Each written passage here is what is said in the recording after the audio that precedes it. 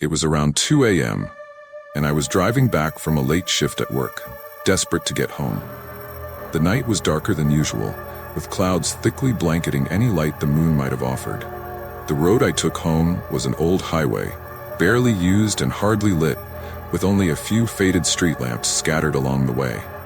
As I drove down the empty stretch, I saw something up ahead, a figure, standing by the side of the road. At first, I thought it might be a hitchhiker, but as I got closer, I realized there was something off. The man wore an old-fashioned suit, the kind you'd see in black and white photos from decades ago.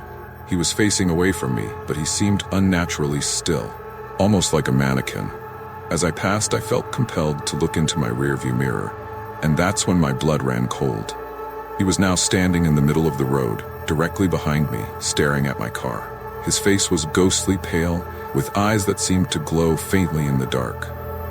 It was like he had appeared there, out of nowhere. I pressed down on the accelerator, heart pounding, but as I sped up, I couldn't shake the feeling of being watched.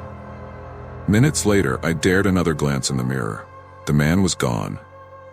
But just as I let out a breath of relief, a sudden, cold chill filled my car, and I felt as though someone was sitting in the back seat. I didn't look. I kept my eyes on the road, gripping the wheel tighter than ever. When I finally pulled into my driveway, I jumped out and looked around, but there was nothing. Only the faint echo of something sinister left behind in the dark. I don't take that road anymore. It was one of those summer nights when the air was thick, heavy, and silent. I was sitting on my back porch, gazing out at the yard. My house is on the outskirts of town, bordering a forest, and the dense woods make it easy to get lost in shadows after dark. That night, something caught my eye. A faint, dark shape moving slowly through the trees. I squinted, thinking it was just a deer or some other animal, but this shape was different. It was tall, almost unnaturally so, and it moved with an eerie, slow grace. It wasn't walking, it was gliding.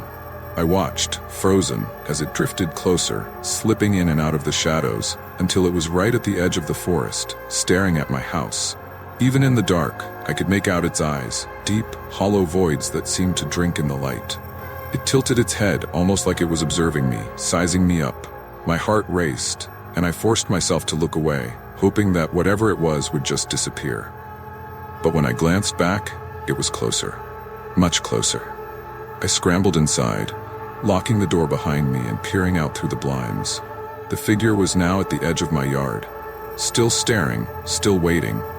I didn't sleep that night, and in the morning, there were tracks in the grass leading right up to my porch.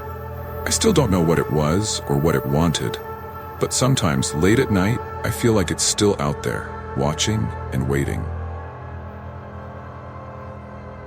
I moved into my apartment a few months ago, eager to finally have a place of my own. But my excitement was short-lived. It started with the phone calls, always around midnight, always from an unknown number. I'd answer, but there was never anyone on the line, just a heavy, unsettling silence, like someone was on the other end, listening.